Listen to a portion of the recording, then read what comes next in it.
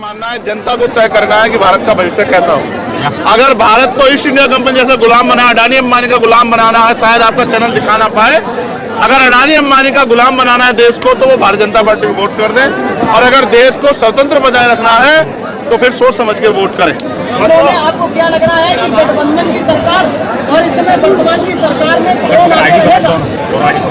देखिए, ऐसा मैं कोई भविष्यवाणी तो करता नहीं हूँ भाई।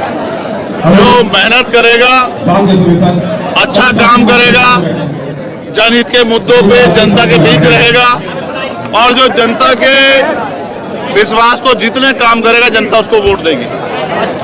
और हमारा ये प्रयास है कि जहाँ जहाँ आजाद समाज पार्टी लड़ेगी, वहाँ आजाद समाज पार्टी चुनाव मजबूती से लड़े और जीते। शंकराचार्य जी ने कहा है कि जो 22 अप्रैल में कार्यक्रम हो रहा है वो संतों का कार्यक्रम नहीं है, इसमें राजनीति। ये 22 तारीख का कार्यक्रम भारतीय जनता पार्टी का कार्यक्रम है। धर्म किसी विशेष व्यक्ति, किसी विशेष दल का नहीं होता। इसलिए मैं ये समझता हूँ कि भारतीय जनता पार्टी को अपनी इस धर्म की राजनीति से ऊपर उठ के देश के बारे में सोचना चाहिए। अच्छा, जिस तरह से बहुजन समाजवादी पार्टी जब मिलेगा तभी बता पाऊंगा। बिना निमंत्रण के कोई का बात कहनी आसान नहीं। मैंने कहा जब निमंत्रण मिलेगा तब मैं इस पर अपनी बात रखूंगा। बनाने की बात सामने आई है, किस नजरिए से देख रहे हैं आप? मेरे सामने नहीं आई। बन जाए तो बहुत अच्छा है। अच्छा, जिस तरह से बीएसपी के जो आकाश आनंद हैं, उन्होंने अपना एक नंबर जारी किया है कि ट्वीट कर लोगों को जोड़ रहे हैं, तो किस तरह से देखते हैं कि एक जिस तरह से उत्तराधिकारी बीएसपी में आकाश आनंद होते आ रहे हैं? अच्छा होता वो एक ऐसा नंबर भी देते जिस नंबर पे जिन वर्गों ने उनको लंबे समय से वोट दिया और आज भी उनकी बहन बेटियों का रेप हत्या होती है, उनको कुचला जाता है, उनकी हत्या होती है, वो उनसे भी अपनी पीड़ा पे उनसे बात कर पाते। ऐसा नंबर भी उनको जारी करना चाहिए। अभी आपने कहा कि एमपी में बीएसपी ने आपके वोट डाले, जिससे पार्टी कई जगह चुनाव हारी, तो क्या यूपी में लोकसभा चुनाव में और भी जगह खतरा देख रहे हैं बीएसपी से? नहीं, मैं खतरा नहीं देख रहा हूँ। मैं समझता हूँ कि धीरे धीरे बदलाव होता है, परिवर्तन प्रकृति का नियम। मैंने आपको जो बात कही, मैं तथ्यों के साथ कहा मैंने आपको, आप चेक कर लीजिए, मेरी कहीं कोई बात झूठ नहीं होती। मैंने राजस्थान में आपको बताया कि अगर कई सीटों पे हमारे वोट नहीं काटे होते तो हमारी पार्टी वहाँ विजय होती, हमारे एमएलए वहाँ जनता की आवाज उठा रहे होते।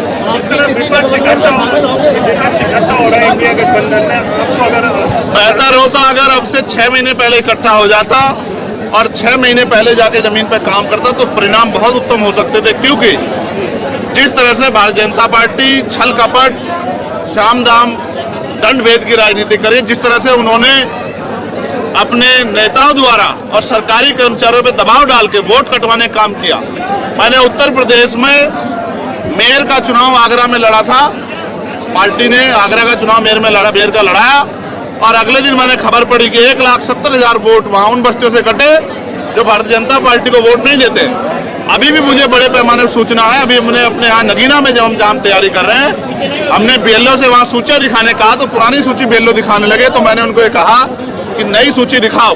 मुझे ऐसा लगता है मुस्लिम, दलित और पिछड़े वर्ग की वो जातियां जो भारतीय जनता पार्टी को वोट नहीं देती है, उनके वोट कटवाने का काम भारतीय जनता पार्टी के नेताओं ने किया होगा। सत्ता के अहंकार में लोकतंत्र को कुचलने का काम भारतीय जनता पार्टी के लोग कर रहे हैं। इसकी सजा जो है जनता उनको जरूर देगी। इंडिया गठबंधन टक्कर देते हुए दिखाई नहीं दे रहा भाजपा को, जैसे आपने? नहीं, मैं कह रहा हूं कि उन्होंने देर की।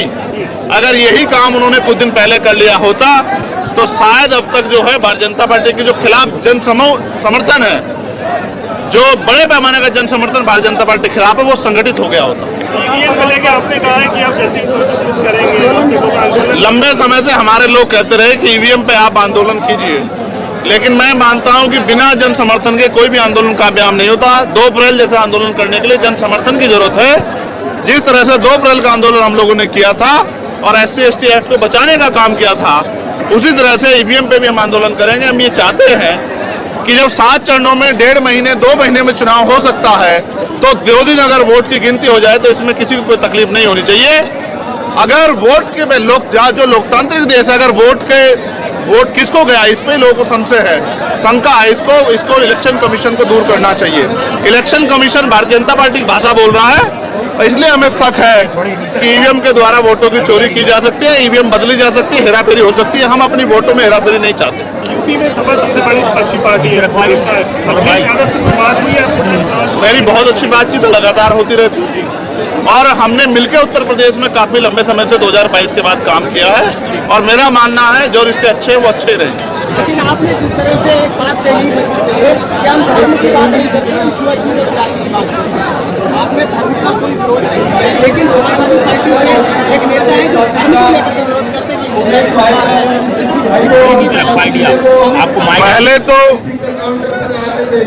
पहले तो मैं आपको स्पष्ट करा दूं, आपको अपने सवाल को सही करना चाहिए।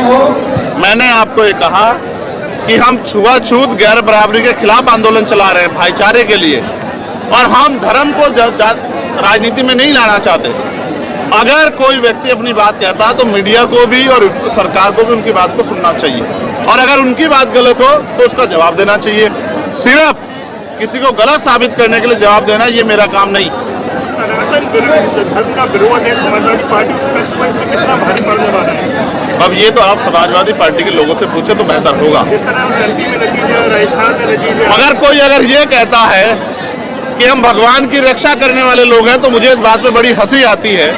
जिस ईश्वर ने सबको तैयार पैदा किया, जो कुदरत सारी दुनिया को जन्म देने वाली है, उसकी रक्षा करने काम एक छोटे से प्राणी का नहीं हो सकता। ये अहंकार है जो भारतीय जनता पार्टी के लोगों में ज्यादा दिखाई देता है और मैं समझता हूँ कि अहंकार